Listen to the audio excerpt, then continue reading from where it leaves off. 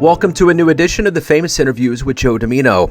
On this episode, we talk with founder and CEO of MindSpace Coaching, author, entrepreneur, and family man, Mac Attram. Mac is widely regarded as one of the most sought-after business coaches and trainers for entrepreneurs. He is famous for helping business owners rapidly increase their sales revenues between 20 to 200% in less than a year, as well as implement better processes in building winning business teams so that they can have more time off to enjoy their lives.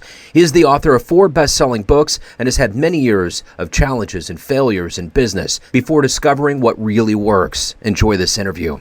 Hey, how you doing, Joe? Hey, good, man. How are you today? Fantastic today. Good to see you. Your morning, my evening. Oh, yeah, that's right. I always tell people I always love the future, so these are always really thrilling for me. I hear you. Nice to meet you, Mac. Hey, thank you for taking a minute out today. Where exactly in the world are you at right now? I'm in London, the UK. Okay, wonderful. Because I want to start with our conversation by asking, how did you survive COVID the last couple of years? And how has it changed the way that you live your life and conduct business now that we're coming out of it? You know, COVID was, for me, it was a blessing in disguise because for almost 12 years, I've been on the road, traveling, teaching, training across, at that count, about 50 countries, trained hundreds of thousands of people in business and in wealth and to grow their own potential. And so being on a plane every other week, living out of a suitcase and with a family. And one of the things I did, every single year, I always planned my vacations around when my children were off school. So that was all good. But when COVID happened and I couldn't travel anymore, and suddenly I started using technology more, like Zoom and doing conference videos and training remotely, it dawned on me that actually, do I really want to go back to traveling as much as I did before? And the answer was no. So what that has allowed me to have now is to spend a lot more time with my family, do a lot more things that I couldn't do before, like going to live shows and football and all this kind of stuff. And at the same time, be able to still run my events, some live here in the UK, and mostly online virtual at the moment. So it's a blessing in a way that I think I've been able to recalibrate and come back to some kind of equilibrium where I'm still able to do what I'm passionate and I find purposeful, as well as spend time with the loved ones that I so dearly missed when I'm traveling. It almost seems like there was a silver lining in the process, and to get a better handle on what you do, because you're a busy man, I want to know, if I put you in front of a bunch of grade school kids at a career day, let's say second, third graders, and one of them looks up at you and says, "What do you do for a living?" How will you answer them? Yeah. Simply, I would say I help people run businesses to make more money through their business and enjoy their life. What did you want to be when you were in the third grade? What did you envision for your life? That's a great question. What did I envisage? I think I was one of those who, like most children, was told to go to school, study hard, get good grades, get a good job. And my parents weren't really pushy in terms of what I went into, as long as I did something that was useful. And so in those days, it was just to create some kind of success. What success looked like was, I suppose, making a difference, really, or doing something useful.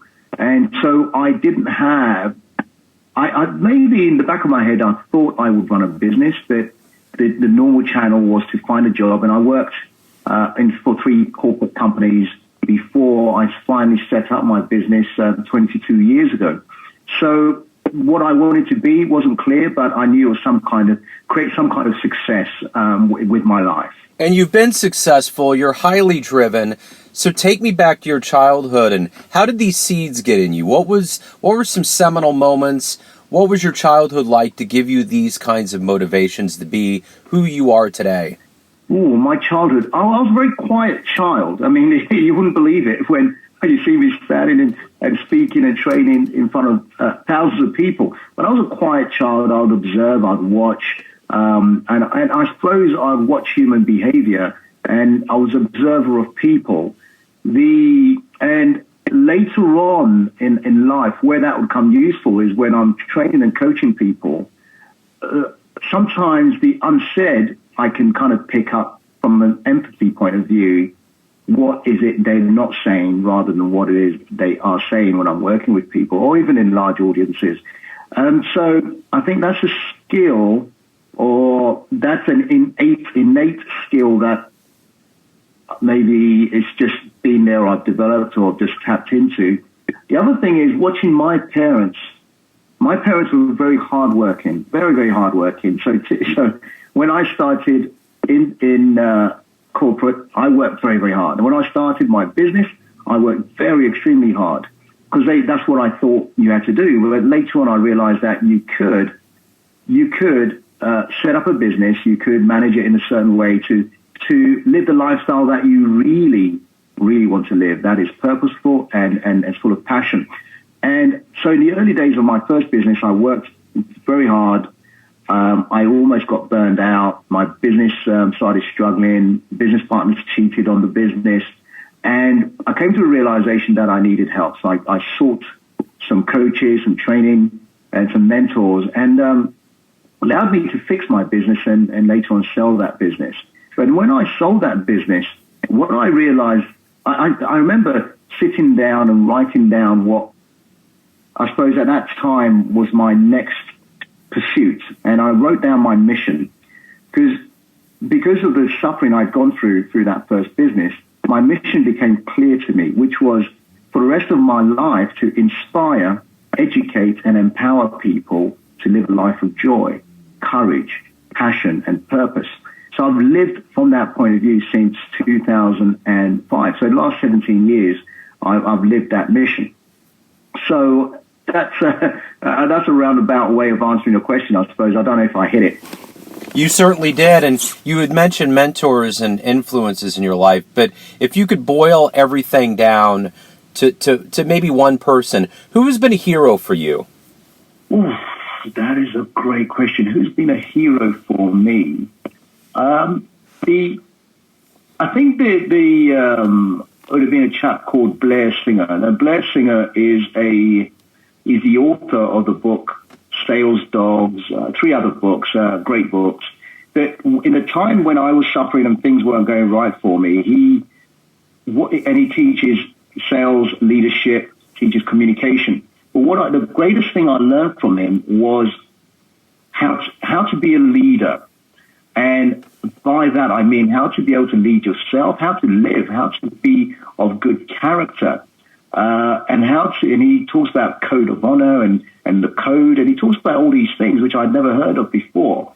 And that leadership and that self-leadership became that I started to transform as a person.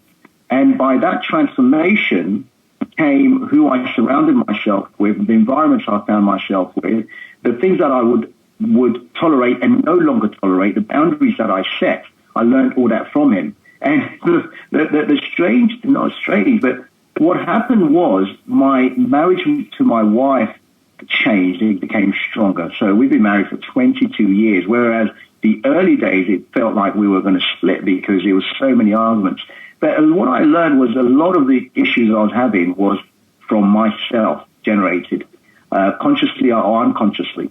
And so when I started to take care of my own environment, my own inner world, things started to change on the outer, physically in the outer world. So that was a big shift for me. It was one person who really I learned a lot from in the time when I was really struggling and not doing so well.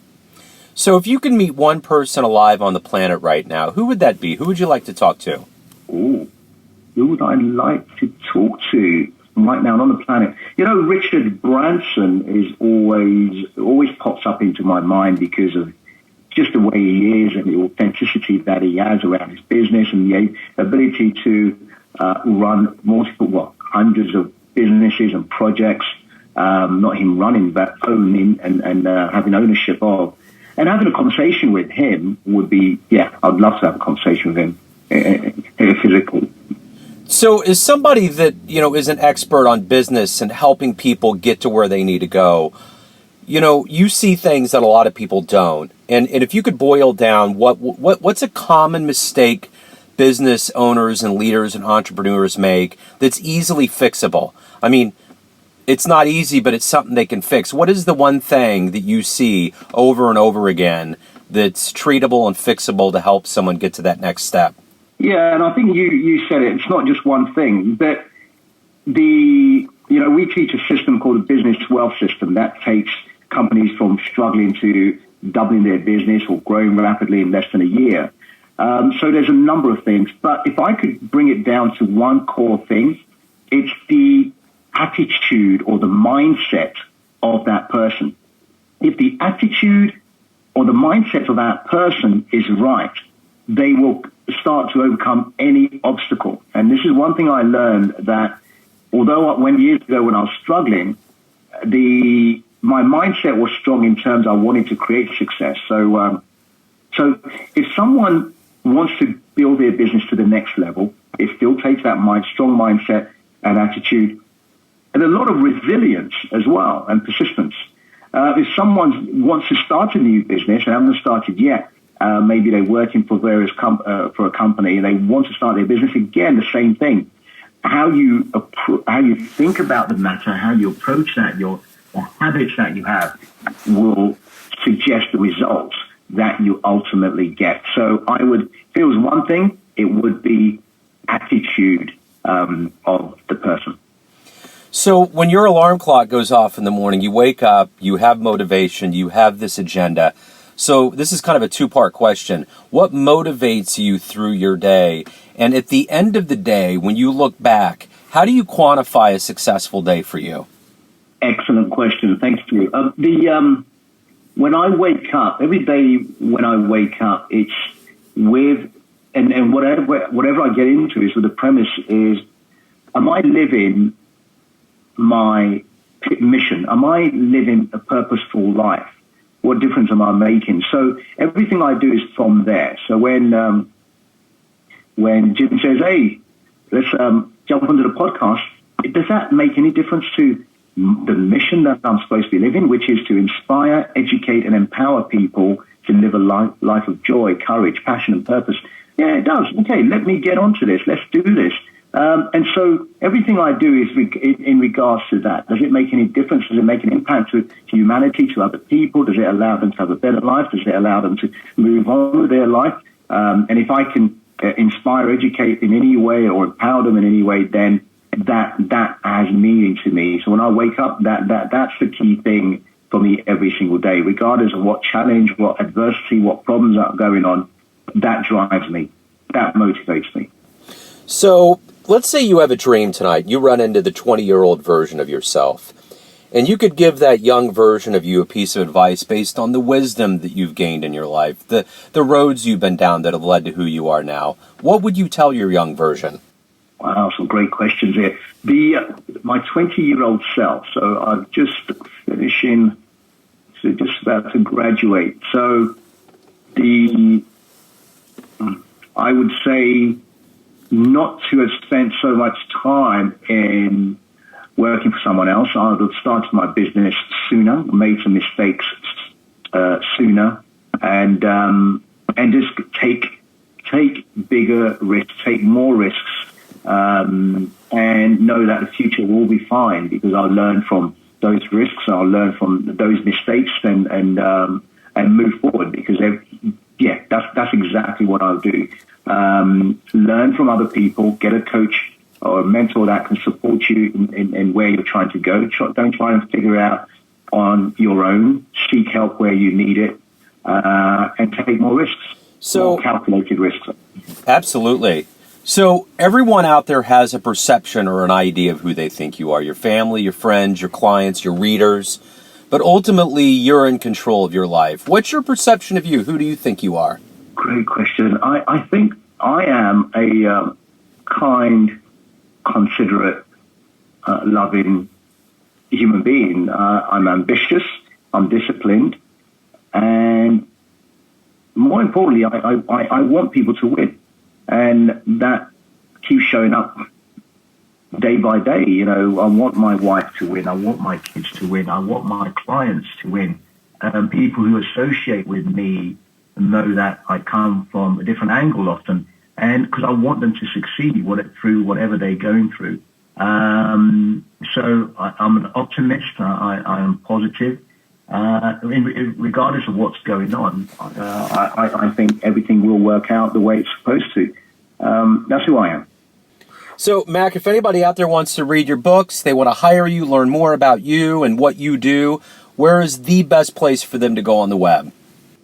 Oh, just go to my web address, so macattram.com. So www.mac, which is MAC, Attram, which is ATTRAM.com, macattram.com. There's lots of resources there, free business quiz. You can reach out to me there. That's great. Or in the same name, Mac Attram, on any other social media handles. I'm on most of them anyway. Wonderful. Mac, hey, thank you for opening up. Thank you for taking time to talk about your life and your world, and good luck with everything. Send my best to London. Excellent. Thank you very much, and thank you for your great questions. Appreciate it. Yes, sir. Thank Take you. care. Good luck. Thanks for tuning in to another Famous Interview with Joe Dimino, where we cover the world of art, literature, business, spirituality, music, and more from around the globe. If you want to hear more interviews, visit the Famous Interviews with Joe Dimino channel on YouTube. You can also find us on Spotify and Apple Podcasts. Thanks again for listening, and until next time.